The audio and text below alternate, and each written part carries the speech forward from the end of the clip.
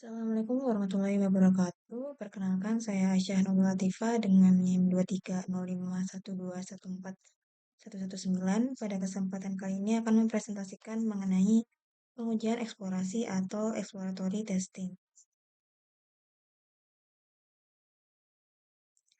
Yang pertama adalah mengenai apa itu exploratory testing. Exploratory testing merupakan sebuah jenis pengujian perangkat lunak di mana test case tidak dibuat sebelumnya, tetapi penguji memeriksa sistem secara langsung saat pengujian berlangsung. Kemudian mereka mungkin mencatat ide-ide tentang apa yang akan diuji sebelum pelaksanaan pengujian. Fokus pada exploratory testing lebih pada pengujian sebagai aktivitas yang berpikir. Exploratory testing banyak digunakan dalam model agile dan berfokus pada penemuan investigasi dan pembelajaran. Pendekatan ini menekankan kebebasan pribadi serta tanggung jawab individu dari seorang penguji. Kemudian mengapa exploratory testing ini perlu dilakukan? Yang pertama, karena ini berbeda dengan scripted testing yang melakukan perancangan test case dahulu kemudian melakukan pengujian. Eh, Untuk exploratory testing ini dilakukan secara simultan, di mana perancangan dan pelaksanaan pengujian dilakukan secara bersamaan. Kemudian pelaksanaan scripted testing cenderung minim pemikiran karena hanya menjalankan langkah-langkah yang sudah ditentukan. Sementara exploratory testing menawarkan cara berpikir yang berbeda dan lebih fleksibel karena tidak terpaku pada test case saja. Kemudian untuk perbedaan scripted testing dengan exploratory testing, untuk scripted itu dia lebih dipandu oleh kebutuhan, sementara exploratory dipandu oleh kebutuhan dan eksplorasi selama pengujian. Scripted menentukan test case dilakukan jauh sebelum pengujian, sementara exploratory dilakukan selama proses pengujian. Scripted menekankan pada prediksi dan pengambilan keputusan, sementara exploratory menekankan pada adaptasi dan pembelajaran. Kemudian, scripted juga melibatkan pengujian yang telah dikonfirmasi, sementara exploratory melibatkan investigasi. Untuk scripted sendiri berfokus pada pengendalian ujian, kemudian untuk rancangannya lebih seperti berpidato yang membaca dari naskah, sementara exploratory berfokus pada perbaikan desain ujian dan desainnya seperti percakapan yang spontan dan juga alami.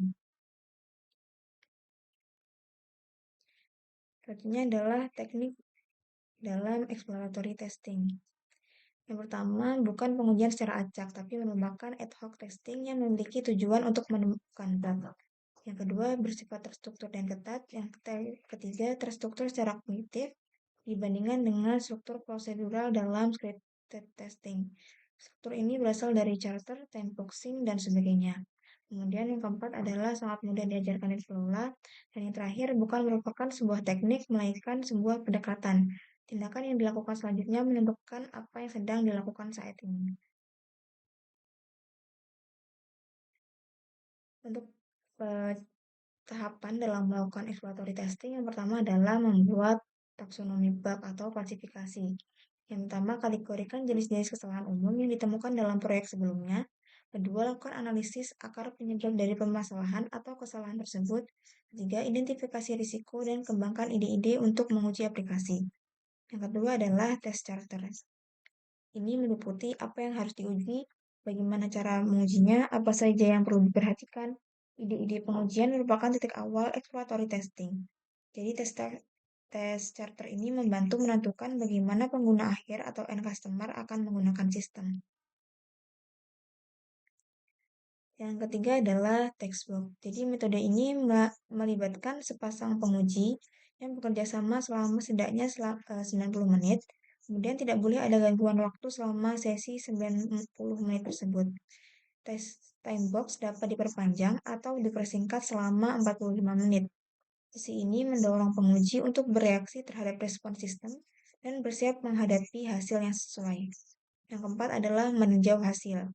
Evaluasi terhadap defek, cacat atau bug, pembelajaran dari hasil pengujian, dan analisis area cakupan pengujian. Dan yang terakhir adalah debriefing atau tinjauan akhir, kompilasi hasil pengujian, membandingkan dengan hasil dengan test charter, kemudian memeriksa apakah diperlukan pengujian tambahan. Kemudian contohnya adalah pengujian sistem web e-commerce. Untuk eksplorasi sistemnya, penguji menelusuri aplikasi, bagaimana yang dilakukan pengguna akhir, menelusuri kategori produk, mengklik promosi, dan melihat halaman produk. Untuk fitur aplikasi yang diuji, yaitu menambahkan item ke keranjang belanja, mengedit kuantitas item, menerapkan kode kupon, menghapus produk, dan memicu proses pembayaran. Nah, untuk skenario yang akan dilakukan, uji untuk masukan pengguna yang kurang dapat diprediksi, yaitu apa yang terjadi jika kolom checkout yang wajib diisi dibiarkan kosong. Kemudian, apa yang terjadi jika Anda mencoba menambahkan barang yang stoknya habis. Yang ketiga, bisakah pengguna menerapkan beberapa kode diskon sekaligus. Yang keempat, mendokumentasikan pembelajaran, dan yang terakhir adalah mencatat semua bug yang terdeteksi selama pengujian, juga menyertakan langkah-langkah yang jelas untuk mereproduksi setiap bug, didukung oleh log teks, tangkapan layar, dan juga video. Untuk pengujian iteratifnya, yaitu menyempurnakan pengujian berdasarkan pembelajaran sebelumnya, kemudian melakukan pemeriksaan akhir untuk memverifikasi apakah uh, sudah melewatkan jalur dan masukan pengguna yang berbeda. Demikian penjelasan dari saya, kurang lebihnya mohon maaf. Wassalamualaikum warahmatullahi wabarakatuh.